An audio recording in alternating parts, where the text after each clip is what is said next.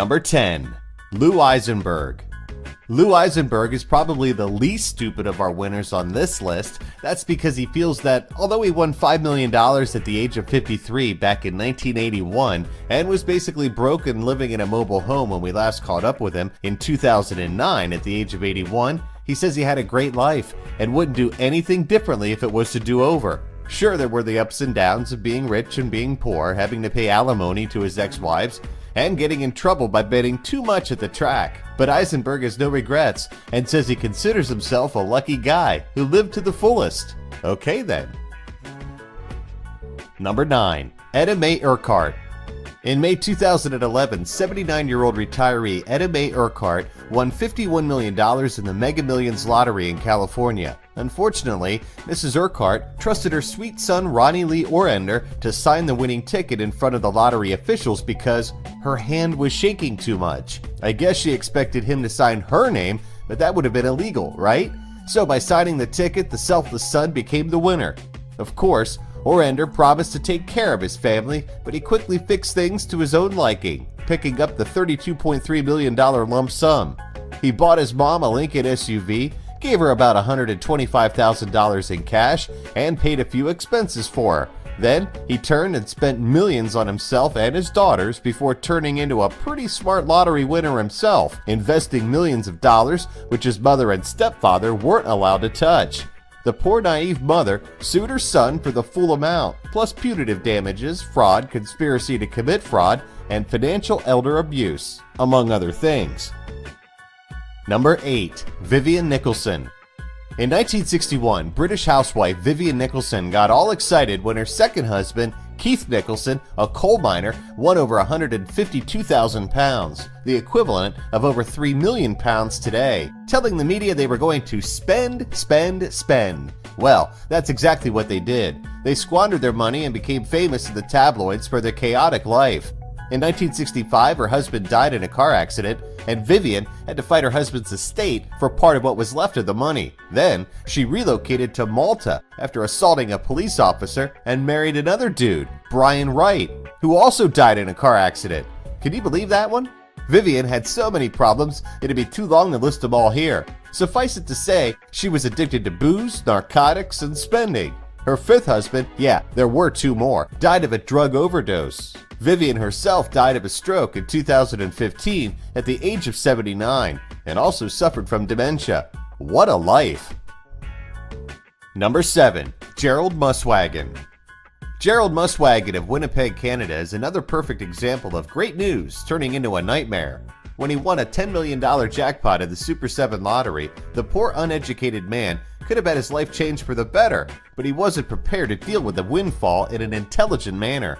He blew almost all the money in less than 4 years, buying himself a huge house that he turned into a self-proclaimed party pad, where he consumed insane amounts of drugs and alcohol. He got into all sorts of problems with the law, including a few sexual assault charges that landed him in jail more than once. Eventually, when he lost all his money, he had to go back to work doing heavy lifting for minimum wage to help support his girlfriend and 6 children. Tragically, on October 2nd, 2005, Muswagon hanged himself in his parents' garage, turning into one of the saddest lottery-winning stories ever. Number 6. Jamie and Abby Hort. When British couple Jamie and Abby Hort won £50,000 in the Channel Islands lottery, they started spending their winnings as if they were set for life.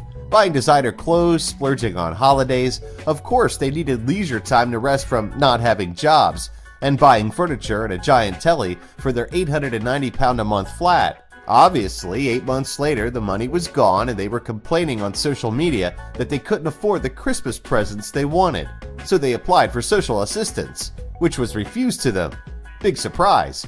Since they couldn't afford their rent, they were evicted from 2 different places. Although they admit that they shouldn't have spent their money so quickly, they do whine to anyone that'll listen that they should get public help. This from a guy who, even before winning the lottery, was convicted of spitting in a woman's mouth because he wanted to transmit hepatitis C. What a charming young man, right? Number 5. John Ross Jr. In March 2012, John Ross Jr. won the California Lottery's Set for Life game when he scratched a winning ticket. The lottery promises $70,000 after taxes every year for the next 20 years, which according to Ross would allow him to get his life together.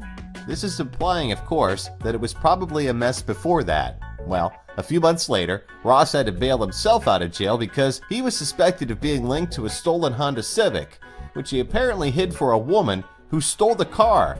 Ironically, one of the first things Ross had planned to buy with his winnings, which total over $2 million over 20 years, was a car. Some people just can't make a go of it, even when it's given to them on a silver platter.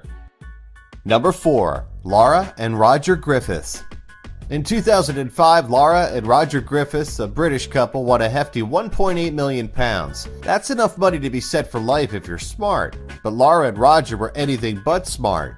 8 years later, they had £7 left, give or take a few, and were separated. Why? Refer to the title of this video. And because there are a few scones short of a dozen, they blame everyone and their mother for their misery.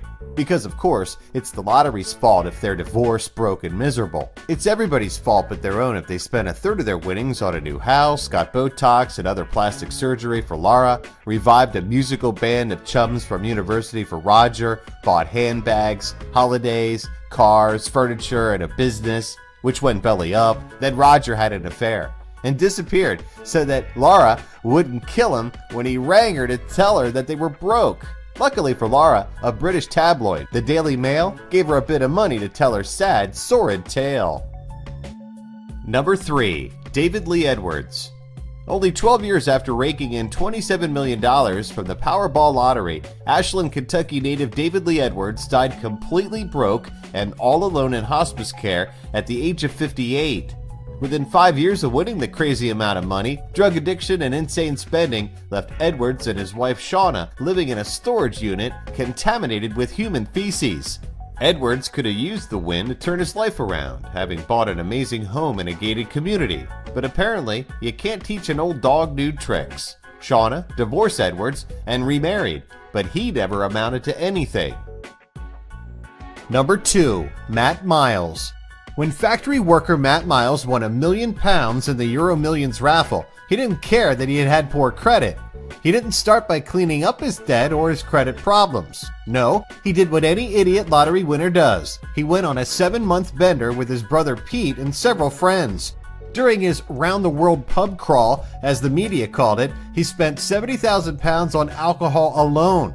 And when he came back, surprise, he wasn't even able to get a mortgage on a house that he was hoping to rent out to tenants to cover the mortgage. Some people are just not born with 2 brain cells to rub together.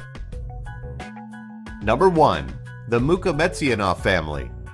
Considered Russia's slumdog millionaires by the media when they won $1 million in the lottery, the Mukametzianov family was broke 15 years after winning the fortune. How did they manage that? By turning it into the worst possible cliche.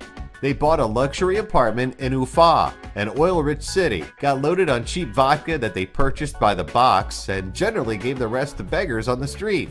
First thing they knew, they couldn't afford groceries anymore. The head of the family eventually went back to working as a roofer, but the family barely makes ends meet. Ah, money.